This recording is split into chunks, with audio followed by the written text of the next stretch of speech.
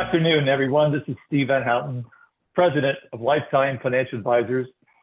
I'm really pleased to share today's great seminar on longevity, about living strong, staying mentally fit well beyond your 80s. In fact, being a numbers guy, we had to do some facts, and we discovered in our clientele, we have over 100 people who are clients who are age 80 and beyond. And Margaret has a record of being 103. So she's alive and well, and she's still taking care of herself. So we're very excited about Marguerite's presentation today on staying mentally strong and fit. So kicking it off is Chris Jackson, one of our great partners at Janus Investment Company. And Chris is going to introduce Marguerite, and we will proceed with the show. So thanks for your participation and for joining today. Great. Thank you for having us. And yes, we're extremely proud to call ourselves a partner with Lifetime Financial Advisors. And some of you may have seen our solutions on your statements, but we pride ourselves in providing cutting edge, industry leading value add topics such as this. This is one of our most popular programs nationwide that we are delivering today. And I have the pleasure of introducing our speaker, Marquette Payton. She is Director and Practice Management Consultant at Janus Henderson Investors. Marquette has been in the industry for over 24 years. She has been with Janus Henderson since 2011. Marquette is a keynote speaker for national and international financial professional and investor audiences on topics such as BrainWorks, and topics such as client acquisition, women in investing, diversity and inclusion, life wellness, and financial education. And today, again, she will be delivering on BrainWorks. And with that, I'll turn it over to Marquette to deliver the program. All right. Thank you, Chris. And good afternoon, everyone.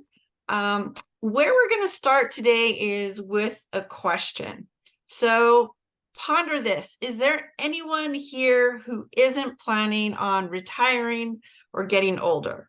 Well, unfortunately, we're getting older on a daily basis, but yay for Margaret to getting to 103. That's fantastic. So if we haven't already, hopefully we'll be able to retire at some point. But what ends up happening when we retire is that we lose that connection to our daily work. And what happens when we lose that connection is we have this sort of decline in our cognitive abilities. So the program that we'll be covering today is built around this concept. So what we're going to be doing this afternoon is talking about some key findings about how the brain works and the ways that we can train our brain to perform better, to be more resilient to stress, and to endure the test of time. We want to keep our brain strong and reduce that risk of cognitive decline. So we'll discuss things like why training our brain is important, what do we do, and how do we do it? This program that we'll be covering was developed in partnership with Dr. Heidi Hanna. She's an author, a performance coach, a keynote speaker, and a nutritionist. She specializes in applying the science of personal energy, health, and wellness to improving performance. So very excited to work with Heidi on this. Now, just to kind of give you some background, who is my firm, Janus Henderson? Chris alluded to it, but basically our firm provides investment solutions to firms like Lifetime Financial Advisors for investors like all of you here today. But I think more importantly, the reason that Lifetime Financial decided to partner with us is because we have the same mindset on empowering people beyond investments. And that's actually why I'm passionate about this. When I lost my dad 3 weeks before college graduation, I had no idea where to begin with handling his estate because, frankly, my dad didn't get me prepared for that role. So I switched from, I got a degree in microbiology, and here I am today in this role. So what I want to do today is empower all of you with the knowledge, because we recognize you can't enjoy your wealth without having that good health. And that's ultimately, you know, at the end, what we will all want to have. Well, let's talk a little bit about brain drain. And as you all know, our current environment places just these tremendous demands on our mental energy, which causes us to compromise our health, our happiness, and our performance. For example, take something as simple as frequently looking at your cell phone. And I'm guessing you have yours nearby right now. But doing this, looking at it all the time, it depletes our brain of this hormone called dopamine, which really explains why we've become programmed to check our phones throughout the day, because dopamine is responsible for motivation and reward. But the thing about that is when we deplete dopamine, it affects other functions that our body does, like stress response, our memories, our focus, our ability to sleep. So you can see how something that seems seemingly innocuous can really be a big deal to our daily functioning and our night functioning as well. So there's three main issues that we're facing that I really wanted to point out today. Those three are multitasking, which I'm convinced doesn't exist, chronic stress, and aging. So with multitasking, what ends up happening is it creates this sort of system overload, and that's not going to be a good thing for us, right? And it can cause stress, and stress is going to be actually toxic to the brain. And we get into a lot of trouble when that stress becomes toxic. There's actually a study out of Harvard where they looked at how many medical professionals are seeing patients related to stress. And that number is 60 to 90% of the doctor's visits are stress related. And I think there's another important reason to focus on this, and that's because healthcare costs can occupy a tremendous amount of our budget, especially in our retirement years. So really, really something important to make sure we're getting in front of. So although cognitive decline is just part of that aging process, there is a spectrum within that we have some control over based on how we choose to live our lives. So the top 10 factors are, yes, the usual suspects: age, genetics, sex, but these factors can also be things like diet, activity level, stress management, sleep, social engagement, mental training, and diseases like diabetes and heart disease. So all sorts of things. Now, a quick comment on genetics. So when I took microbiology and genetics courses during my studies, the thought was that your genes were your genes and that was it. You basically couldn't control them. But there's a new field of genetics called epigenetics, where your genes are your potential and not your destiny. So for example, maybe heart disease runs in your family like it does in mine, but maybe I took proactive steps like following a healthy diet, which I do, exercising and keeping stress at bay. So maybe I never even develop heart disease. And remember, having heart disease is actually associated with cognitive decline. So we really do have more control than we do realize. So in order for us to perform at our best and stay healthy and fit over time, it's really great if we can do something like create a training plan for our brain, much like we would for our body, so we're able to age successfully. It's kind of akin to like you put together, right, your financial plan for the future with Lifetime Financial. It's going to be just as important to put something like that for your brain because it holds us accountable, kind of like having a monthly budget does. Now, I think when we think of the word fitness, we usually think about physical fitness or our body's ability to do work. The elements of physical fitness include things like strength, flexibility, and endurance. So in order to be fit, all three of these areas need to be developed and maintained through training. So when it comes to our brains, we're looking at exactly the same things. So we'll be talking about those three different phases throughout this presentation. But first, we'll start with talking about setting the right foundation. We'll talk about building our cognitive fitness and then developing that training program, which is the most important. One thing that I know happens from time to time is we attend an event like this, we're all gung-ho and excited, and then we leave and we forget, right? So I challenge everybody, definitely walk away with some nuggets, write them down. We're actually going to follow up with a workbook where you can do some activities for training your brain.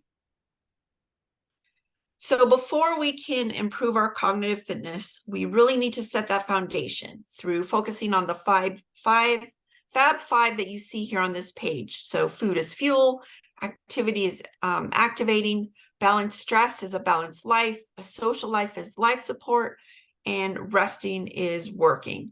So each one of these elements is going to be really, really important to focus on. And one thing that I would encourage you to do is, once you receive that workbook, complete the assessment to figure out which area to work on first. So let's talk first about food as fuel. A long time, for many years, the thought was to eat light and often to keep our glucose levels consistent. Now, with that said, new research actually supports the benefits of something you may have heard of. It's called intermittent fasting, which means that you don't eat for specified periods of time because it gives your body the opportunity to spend that time building tissue and kind of taking out the garbage, so to speak, rather than constantly being in digestion mode. And I think you can choose to do either method based on whatever works best for you. But I think the important thing here is it's something you can stick to, you're eating right-sized meals, and that they are high nutrient value foods. The next thing is exercise. Remember that our brain requires healthy circulation in order to get things like glucose, like oxygen, to the brain for energy. And the longer that people sit, the higher risk of many of the health-related issues that people have. Just walking your dog around the block is going to increase your breathing. It's going to increase your heart rate, which will then increase your blood flow, your energy production, and then also that waste removal. And exercise has been shown to stimulate the production of many of the different hormones that are necessary for cognitive functioning, which some experts term miracle grow for the brain. Now, another benefit is that exercise has actually been shown to increase cerebral blood vessels, which is awesome. There's actually studies out there that show that exercise has the same effect on lifting depression as it does antidepressant medication, but without all the side effects. So I think it's important here to mention that our survival instincts steer us to conserve energy, basically to eat more and move less. So nobody should walk away feeling bad if we're sitting more, if we're eating more. It's okay. We're kind of wired that way. So we just have to train our brains to see movement as a benefit that's worth that upfront investment. So you might, as you're starting off, you might have some challenges, but over time, it'll get easier and easier. It's like putting in the effort now to gain a lot more over time, kind of like saving in your 401k or your IRA for retirement. So your brain is basically built to deal with stress that lasts around 30 seconds or so. But based on how your brain perceives stress, your body's going to produce different hormones designed to stimulate that fight or flight response. So stress that is immediate only lasts for a short period of time. And then ideally, your body will flush it out pretty quickly. Chronic stress, meanwhile, stimulates hormones like cortisol, you've probably heard of that one, that are not quickly burned off by the body. They stick around and can cause long-term damage, really systemically. And not only that, this chronic stress, it affects every kind of cognition that we have: memory, executive functioning, motor skills, immune response, and sleep. And when we don't prioritize recovery, the body and the brain are not able to put the pieces in place that are needed to repair and rebuild the system, which is going to lead ultimately to a system-wide breakdown and sending us to the doctor's office, which nobody wants to do. So as we part ways today, I want you to think about ways that you can relieve stress. Maybe it's turning off the news, Maybe it's listening to comedy, going on a walk and listening at the same time, you know, kind of 2 for 1, those sorts of things. And sometimes, as Hippocrates said, sometimes doing nothing is really the best remedy. And I really like those weekends when I have a staycation and I get to do nothing at home. So studies with animals and humans have suggested that brain activity that occurs during the day is actually reactivated during sleep, as our brains are kind of consolidating memory.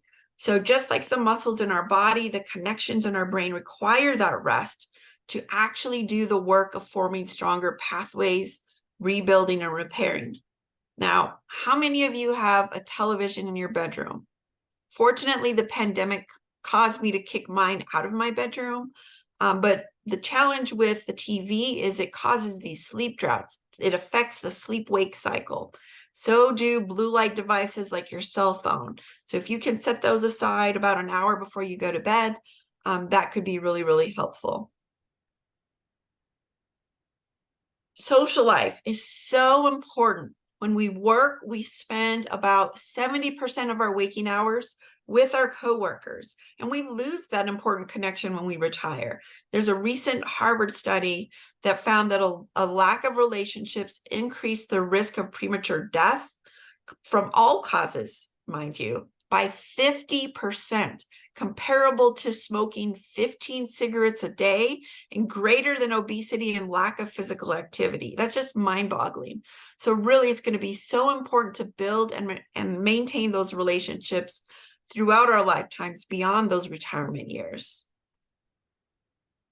So just like we talked about the Fab Five for brain health, which is the foundation to keeping your brain sharp, we also need to talk about this idea of cognitive fitness. Again, being able to train the brain like a muscle to perform at its best. So take your bicep, right? You wouldn't train a torn muscle. That just doesn't make any sense.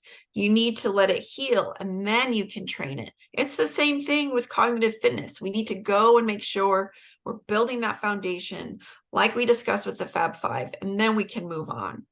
And similar to physical fitness, our cognitive fitness can be developed through consistent exercises that focus on building flexibility, strength, and endurance over time, and that's going to help keep our brains in tip-top shape.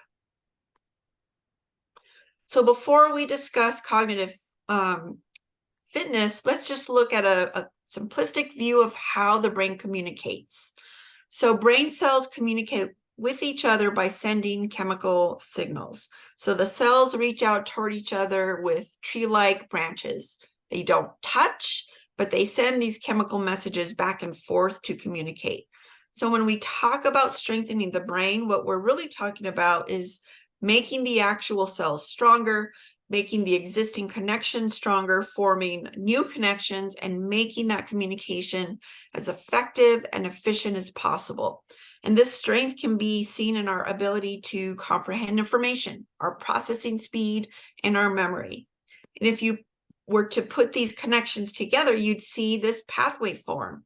And the more we use a particular pathway, the stronger it becomes. Think about, for example, driving a car. It's pretty automatic for you right now because that pathway is well developed, right? I read something really funny that I wanted to share with you today. And this is what it said. It said, remember when you first started driving and everything was scary? Now you're going 80 miles per hour down the highway, putting salsa on your taco and driving with your knees, right? We don't even think about it.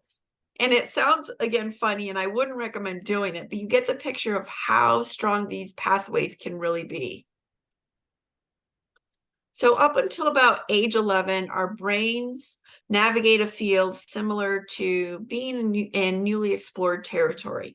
We have all of these options to get there. And then as we clear more paths, the ones that we don't clear grow weeds, making them more difficult to clear in the future. But fortunately, we have something called neuroplasticity. So what is this? Well, it's our brain's ability to reorganize itself by forming new pathways throughout life and in response to our experiences. And while the brain usually does this in response to injury or disease, when humans focus their attention enough, they can actually slowly rewire these pathways themselves with a simple change of mindset. That's why practicing something like mindfulness is going to be so important. And when it comes to maintaining brain function, most research focuses on memory loss as an indicator of brain health as we age. However, new research shows that there's another area that deserves attention, which is cognitive flexibility. But what is it and why is it important? Well, simply put, cognitive flexibility is the ability to be able to efficiently switch between tasks.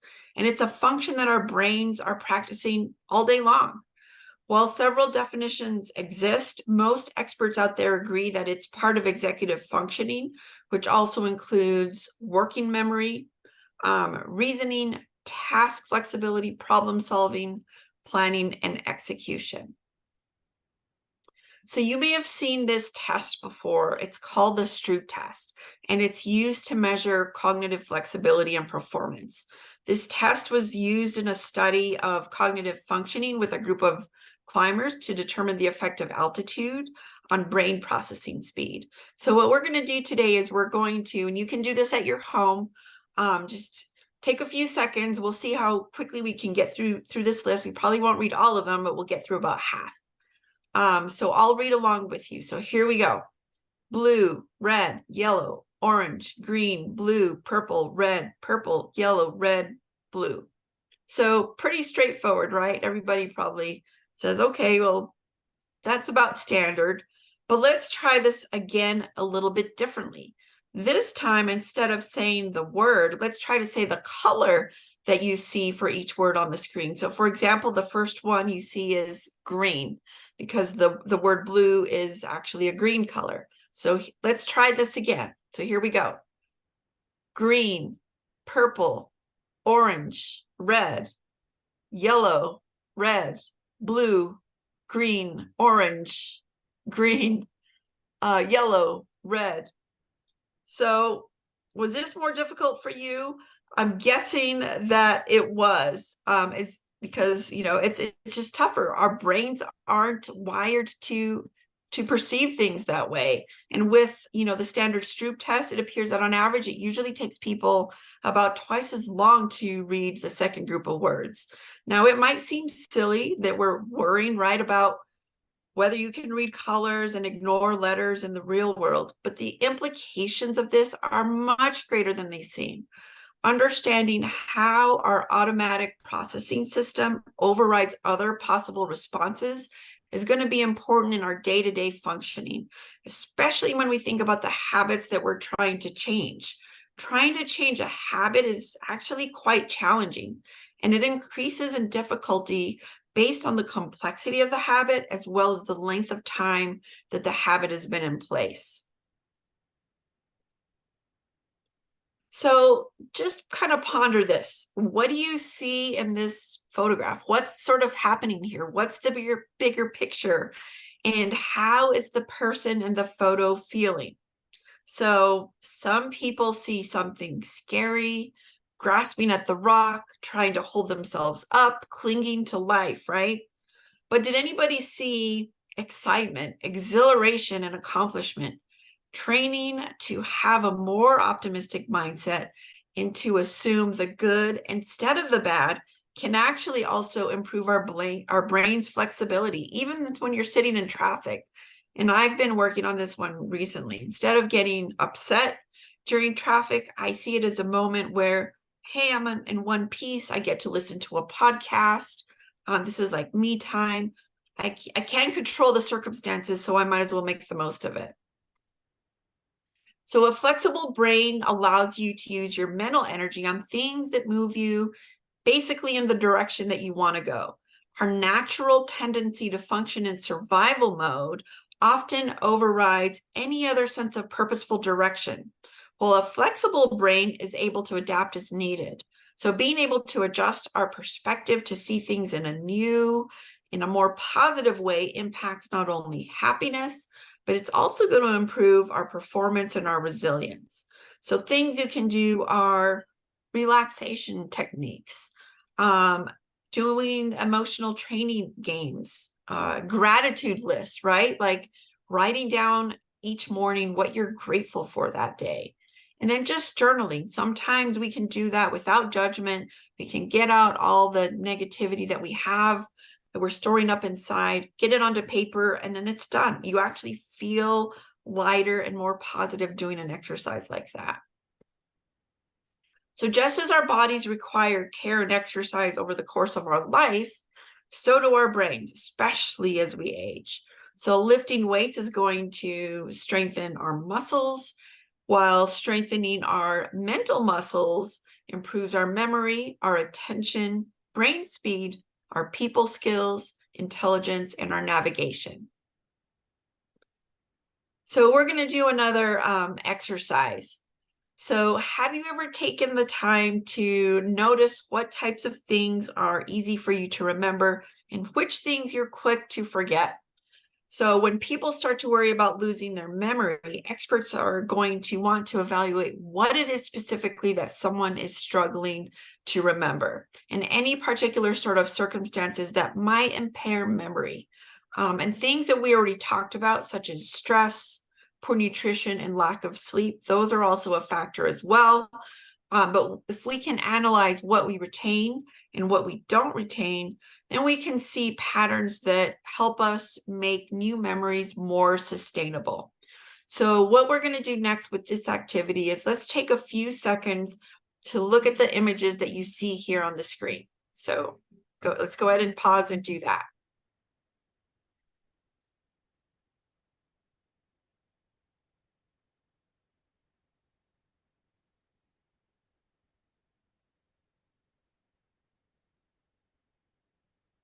All right, so here's the moment of truth. What did you remember from what you saw on the prior page? And more importantly, what do you notice about the things that you did remember? Common characteristics include current relevance, understanding, meaning, and that emotional connection. So to build stronger memories, it's really important that we create not only meaning around what we want to remember, but that we practice recalling the information on a regular basis, because maintaining memory is training your brain to capture information, to store it and retrieve it when needed. So back to like the traffic example, when I'm in traffic, I'll try to remember the make, color, a vehicle in front of me, to the side and behind me, and then, just kind of take a moment to try to recall it without looking. And that's been a really good exercise for me. So here are the images again. So how did you do, or rather, what did you do to remember the images? A good approach is to try and identify what makes some of the images stick and others not.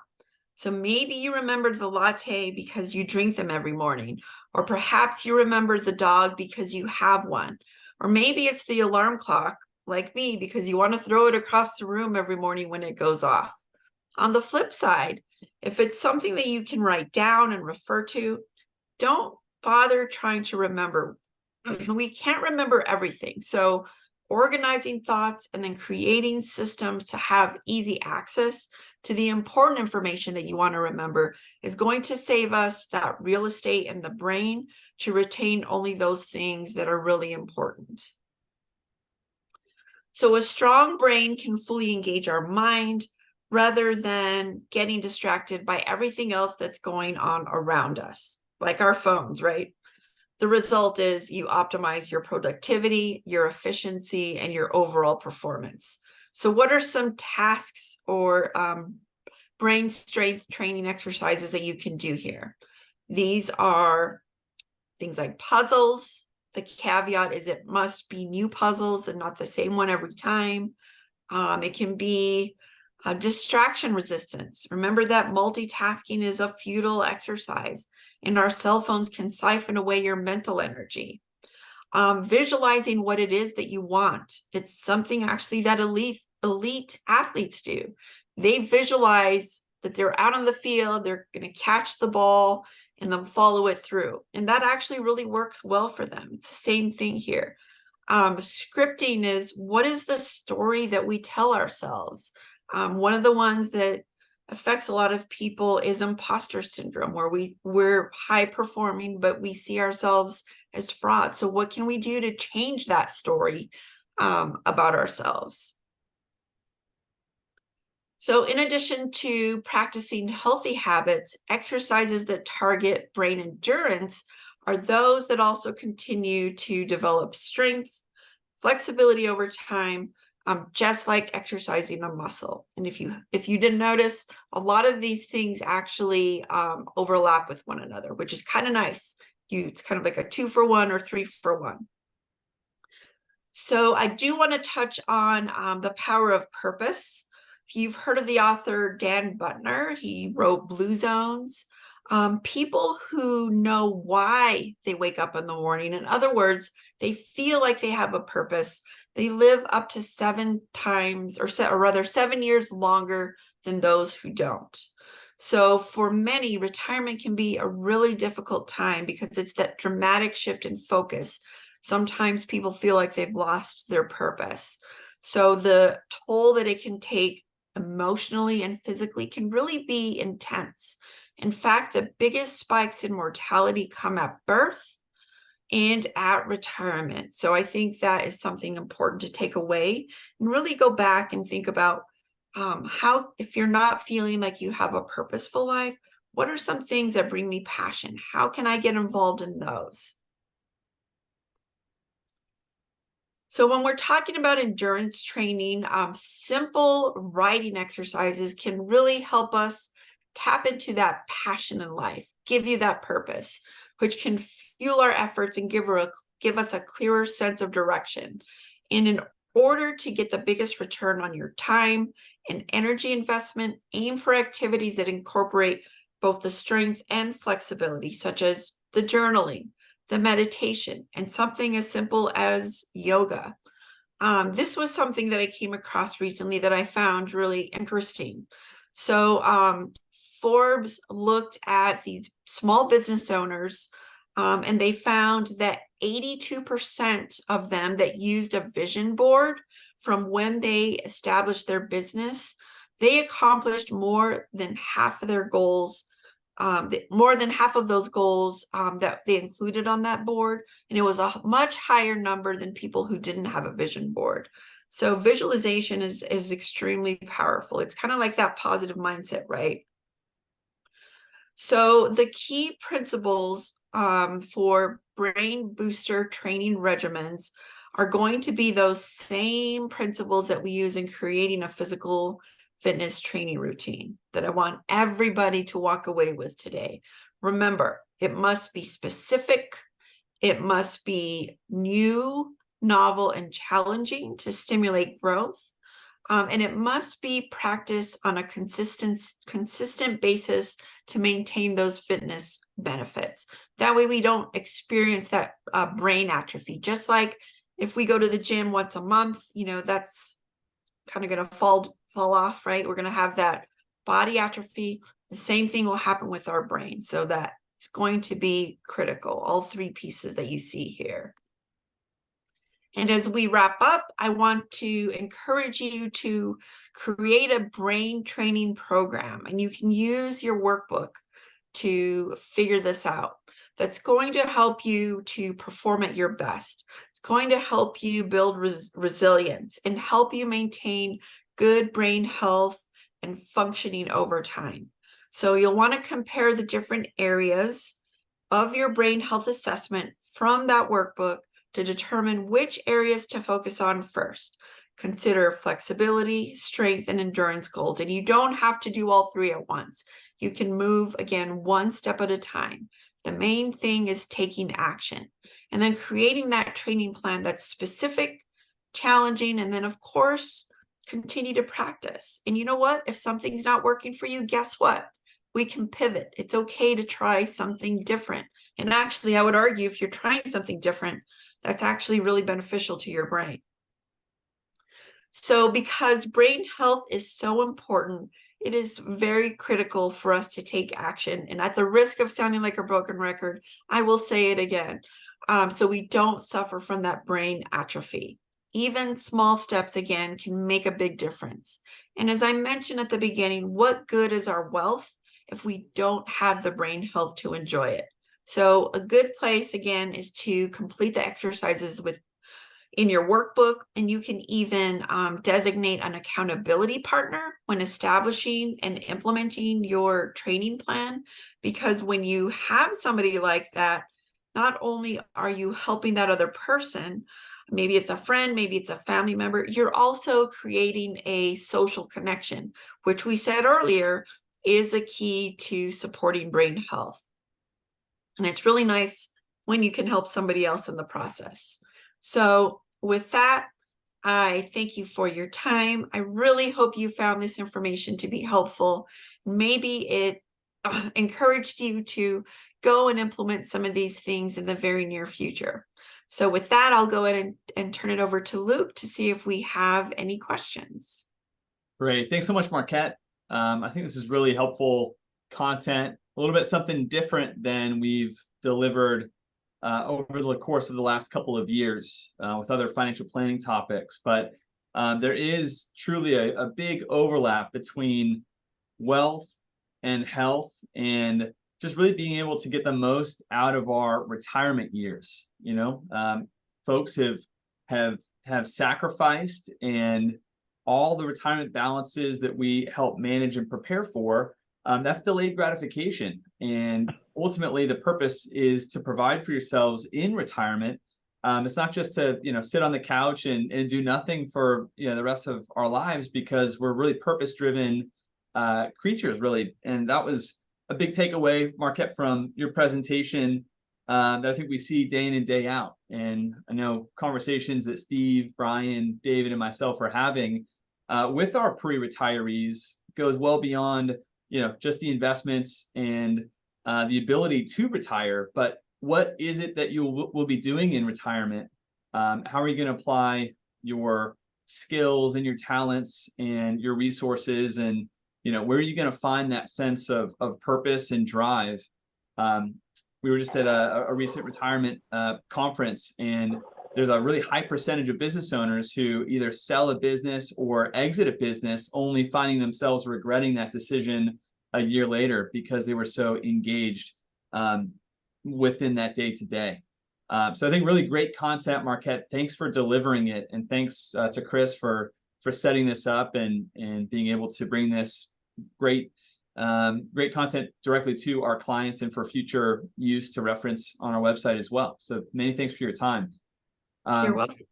Let's go ahead. It looks like for folks who are new to Zoom, there's a little raise hand icon at the very bottom of your screen. So if you want to click the raise hand icon, we'll have a very conversational period here. Great chance to ask some questions. We have one question that came through the chat to ask Marquette, and this is from Mike. And he says, really good, thank you. 2 exclamation points, by the way. He says, besides the workbook, are there any additional sources of information you would recommend? So a little broad-based question, but what else would you recommend clients engage within to maintain their sharpness?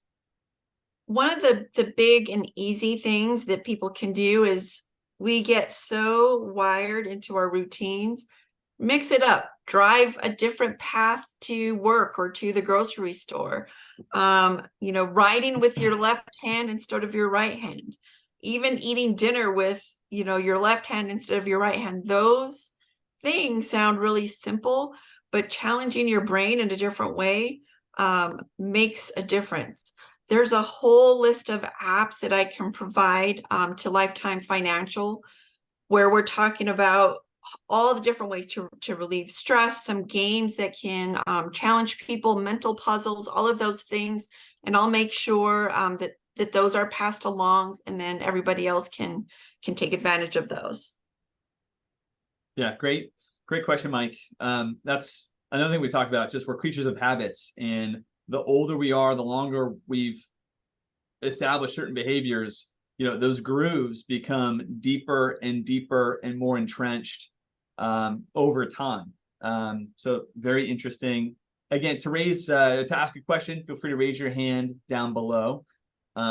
Marquette, one question I have as it relates to sleep. I think, sleep is so critical just for our function, really broadly speaking. As we age, just hearing about this directly from my grandpa, firsthand source, he doesn't get as much uninterrupted sleep, or he's become a lighter sleeper.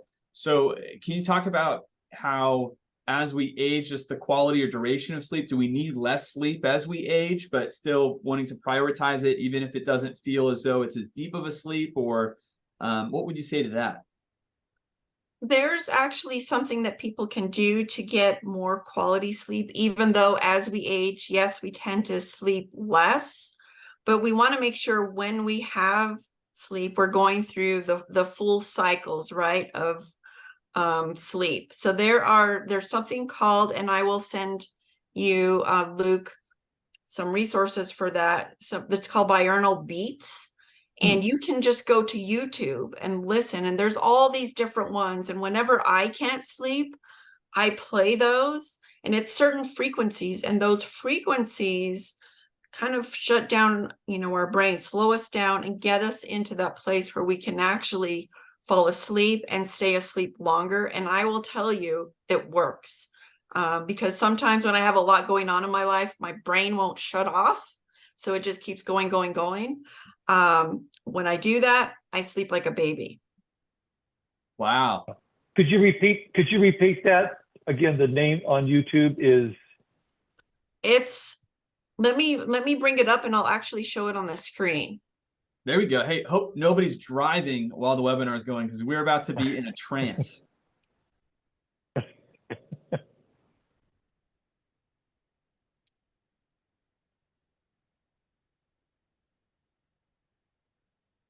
No, it doesn't have to be this particular one, but it's just an example.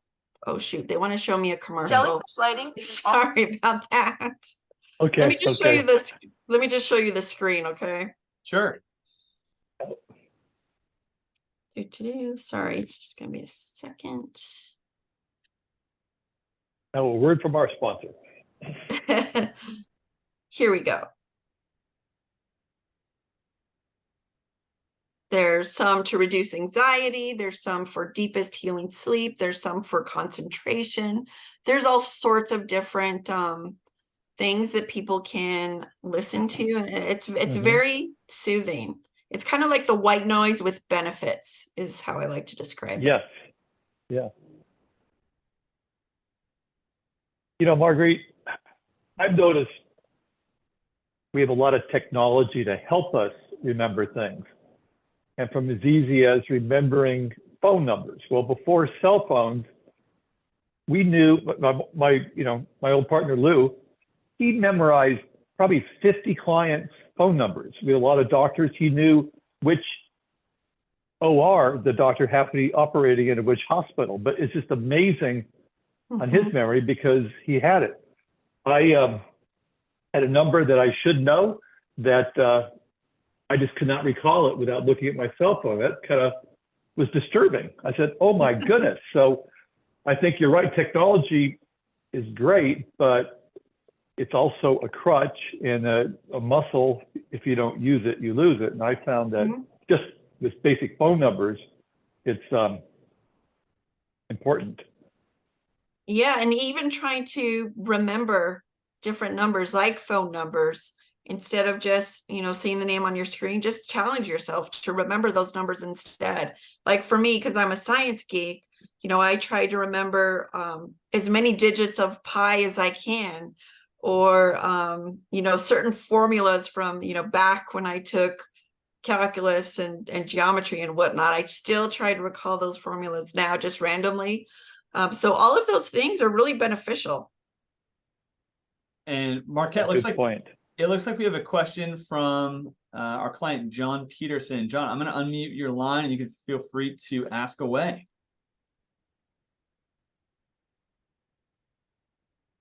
I don't have a question. I just wanted to thank you guys for doing this.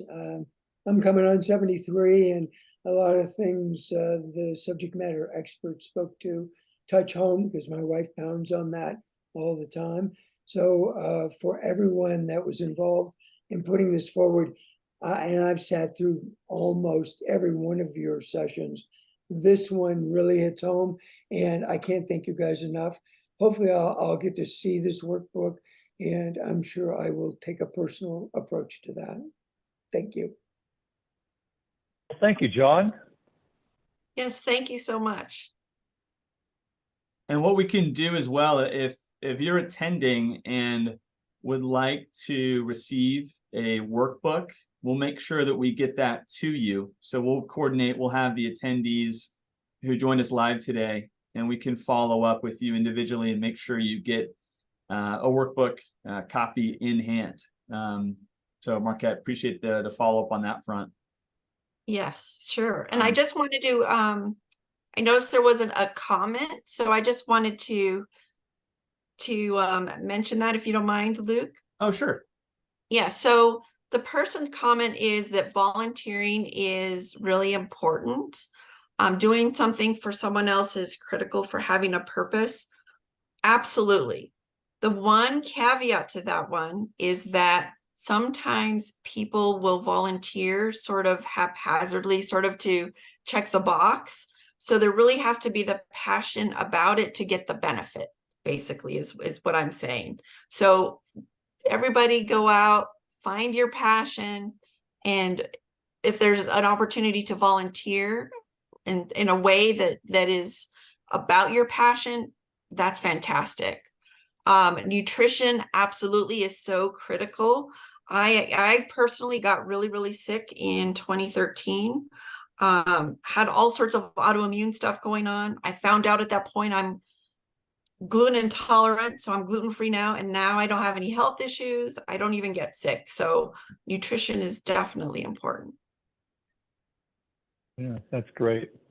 It's interesting you say that too, Marquette. Just on the nutrition, my wife and I last night were over to dinner with our neighbors, and they've gone through a very similar walk with health challenges, and they realized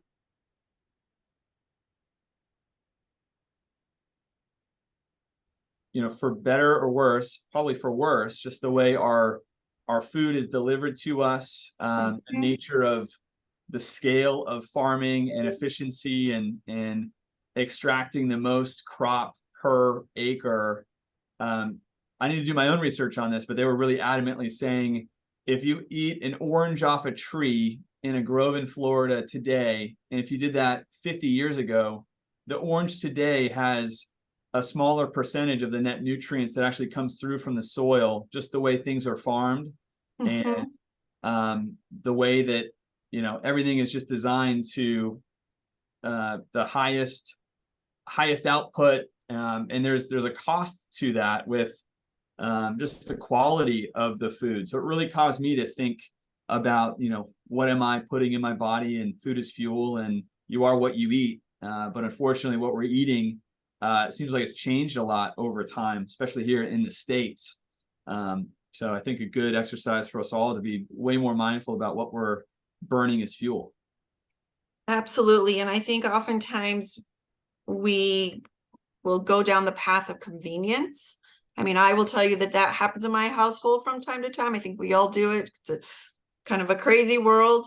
But if we can even plan out meals for the week, that can make us more, accountable to sticking to kind of a healthier regimen. So that's something that people can try. Yeah, that's well said. Brian, David, comments, questions on your end? Yeah, just a couple comments. Thanks so much for bringing this content to us today. Outside of my wheelhouse, right? I think we all try to be as healthy as we can. But thinking about quality is kind of a theme. We talked about a lot today, shared quality in our sleep, right? Quality in our exercise doesn't have to mean, we're triathletes, but doing something every day, a quality, whether it's walking, just getting more steps that fits for our lives. Our food, just like Luke was saying, upgrading the quality of our food is really important. And that's an investment in ourselves. We talk about investing all the time. We spend a lot of time trying to pick quality investments, But I think that's money well spent, is when we're investing in our own health and the quality of our retirement, the quality of our lives in that way. Luke said earlier, health is wealth, right? And I think being healthy is cheaper than being sick. We work really hard for our retirement, and we want to enjoy that and be healthy. So really great topic. I'm going to see if I can make a few healthier choices after today. Awesome. Yeah, I echo what has been said. I know I'm guilty of messing up about just everything that you said, just personally, with 2 teenagers and a busy practice and so on and so forth. And I know I'm not unique when it comes to that. Sleep takes not the precedent that it once did when I was a teenager, if you will. So don't sleep as well, don't sleep as deep, don't make it to the gym as often as I can, and certainly don't eat as healthy as I probably should. But like Steve mentioned and Luke mentioned, I think, talking about the retirement forum that they were at last week and taking some tidbits away. I think every time that we connect in this fashion about topics that I'm certainly not an expert on, I always get inspired to take something away from it that's actionable, right? That I can start today, tomorrow, tonight, this afternoon, if you will. And I think the content provided today, at least for me, long, hard look in the mirror and saying, okay, what can I change for better? Because at 48, turning 49 here in a month, I'm not 30 anymore. I can't just put what I want in my body and go, right? I need the sleep, and stresses of life creep up, if you will, right? Again, not unique. Everybody on this call is dealing with the same things, right? So content today, Marquette, was very timely and very good. So definitely appreciate it. Sure, you're welcome. Absolutely.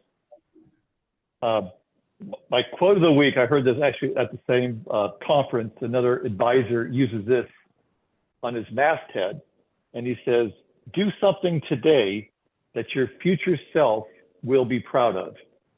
So thinking about your future self 10 years from now, what are you doing today?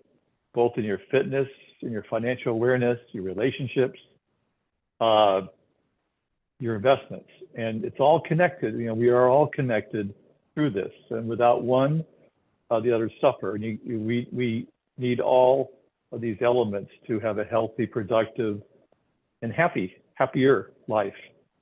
And I really appreciate the work that you've done and your research and your passion for doing these presentations and opening up awareness.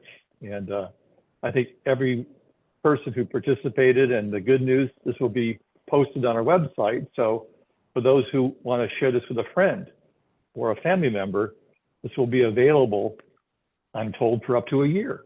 So 365 days left to get this great content to the people you care about the most. So on behalf of Lifetime Financial Advisors and our firm and our partnership with Janus Henderson, I'm deeply grateful for the extra contribution that you all do in trying to deliver the best content and relationship and purpose in your professional lives as well.